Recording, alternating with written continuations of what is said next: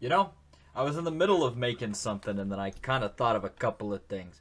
And there was something on my mind that I really don't understand. And why and it's why we call cars whips. Why? Why like where did that come from? When did that start? I'm like usually whenever things like that come across, there's usually something that happens or like there's something in the past that it relates to that kind of makes it make sense as to why we would call like our car the whip. I don't understand. So I did a little bit of thinking. I did a little bit of searching and this is what I found. I learned more about this than I expected to. So, whip. So upon the inspection, this does come from a past item that is actually kind of obvious when you think about it. This all begins with a literal whip.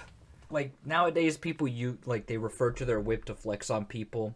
Like they use their car as like a symbol, like a status symbol of wealth.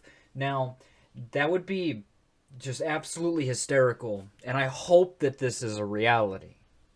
That people actually, they would have you would have your friends over. You would be going on a carriage ride to wherever you were going. You had your whip that you were using, and obviously you don't whip the horses. They weren't assholes. It's just the sound of the whip is what startles the horses. You don't beat your horse with a whip. That would be awful. They have their whip. Sir Reginald is over here like I have my 16-karat gold whip right here. What do you have over there, Sir Fillington? And Sir Fillington's like, ah, yes, I outfitted mine to be a pickle. It is pickle whip.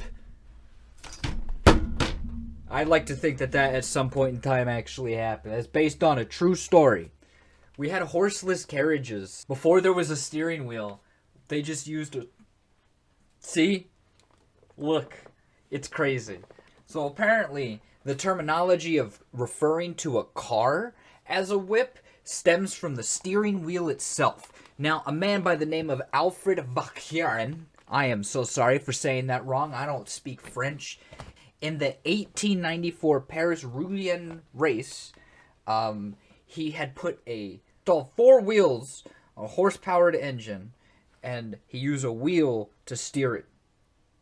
And, yeah, they just kind of like adopted that immediately. Once that guy started using a steering wheel to steer his horseless carriage, everybody in the world started doing that.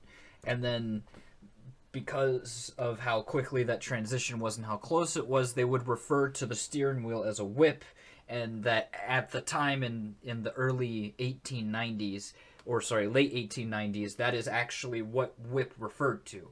They would say whip, they would be referring to your steering wheel. Yeah.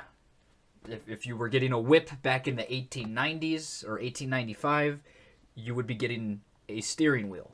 Fast forward to the 1990s. You got your hip hops. You got your Mercedes Benz. You got your luxury vehicles. For some reason, and nobody actually knows when this started happening, according to the sources that I've read, and the Urban Dictionary apparently is also saying they have no idea. The first person to actually refer to a car as a whole, as a whip, is because some dude, they refer to the Mercedes-Benz logo, as you can see, it looks like a steering wheel.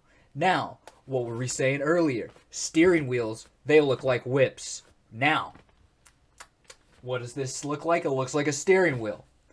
Obviously, that translates to the whole car being referred to as a whip. So, for a short period of time in the 90s, when they were referring to a whip, it was specifically the Mercedes-Benz. Fast forward to today, now it's just any car. Don't you just love the evolution of slang?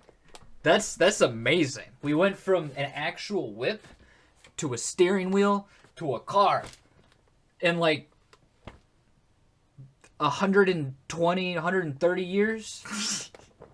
It's not even good slang because it's the same It's the same, like, because the point of slang is to shorten the language, okay? Like, you can't even refer to this as slang.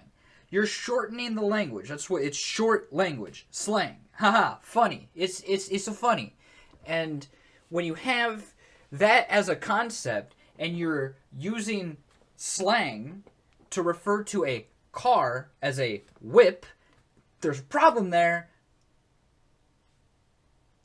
The words are the same length. They're both 4 letters. That's what I'm trying to get at.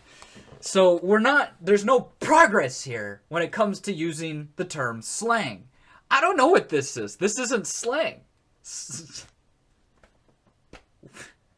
I did this video as a procrastination to try not to make the Wolong video quite yet. But I feel like this is a very important topic that needed to be discussed. Let me know what you think in the comments. I think the word whip is BS, but at the same time, I'm not going to stop saying it. I mean,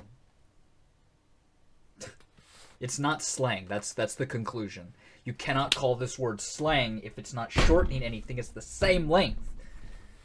But that's all that is for this video. I'm going to go work on the Wolong video or probably procrastinate it some more. Have a great day.